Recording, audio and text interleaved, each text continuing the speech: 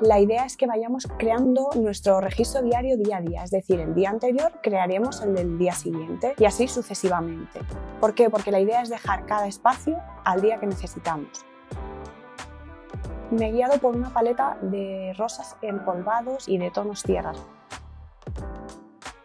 Cuando creo los registros semanales, hay una fotografía que preside las dos páginas y normalmente está en la esquina superior izquierda de la página par. Y si te fijas, sigo una estructura en diagonal y decoro la diagonal opuesta. Y lo mismo hago en la siguiente página. Voy incorporando todos aquellos elementos que considero que pueden servirme tanto para la decoración y a nivel visual que quede bonito, como para que sea un recuerdo y para yo recordar y no perder incluso eso que hace tiempo he guardado. Yo suelo usar también los sellos de caucho con las almohadillas.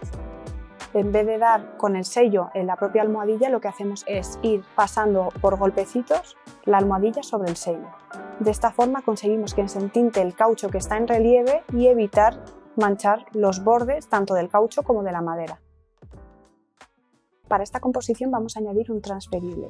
Los transferibles los recortas y cuando tienes recortado retiramos el papel protector que incluye y lo colocamos sobre el papel. El siguiente paso sería con un plegador, por ejemplo, o con la base de una tijera, ir ejerciendo presión sobre la pegatina para que así pueda desprenderse del papel en el que está pegado.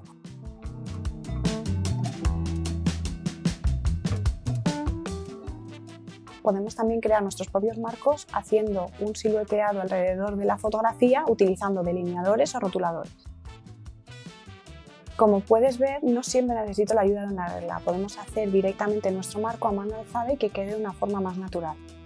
Ahora que tenemos directamente hecha la decoración, lo que vamos a hacer es ir encajando los días de la semana en función de nuestras necesidades. Recuerda también que el fin de semana puedes agruparlo los dos días dentro del mismo formato, es decir, poner directamente fin de semana o puedes darle al sábado y al domingo su propio espacio.